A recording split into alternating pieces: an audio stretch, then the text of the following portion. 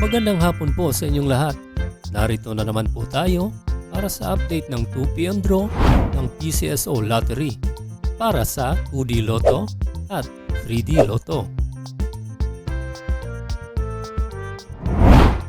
Bago po tayo magsimula, maaari po kayong mag-like, share, at subscribe para po updated kayo sa mga PCSO draws araw-araw.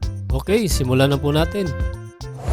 Para sa 2D Lotto, ito po ang mga winning combinations. 21 and 6 in exact order.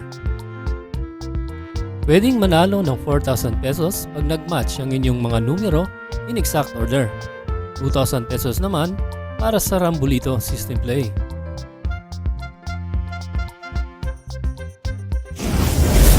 Para naman sa 3D Lotto, ito po ang mga numerong lumabas.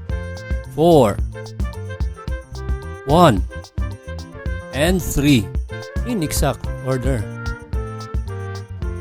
Pwedeng manalo ng 4,500 pesos pag nag-match ang inyong mga numero in exact order. 750 to 1,500 pesos naman para sa Rambolito System Play.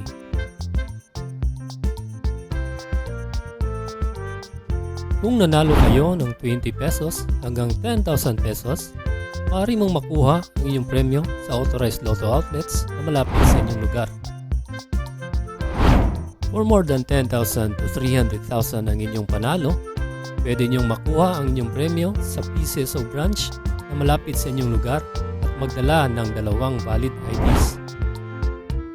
At kung ikaw naman ang maswerteng nakakuha ng jackpot, pwede mong makuha ang inyong premyo sa PCSO main office located at Shaw Boulevard, Mandaluyong City at dalhin ang winning ticket at magdala lang ng 2 valid IDs.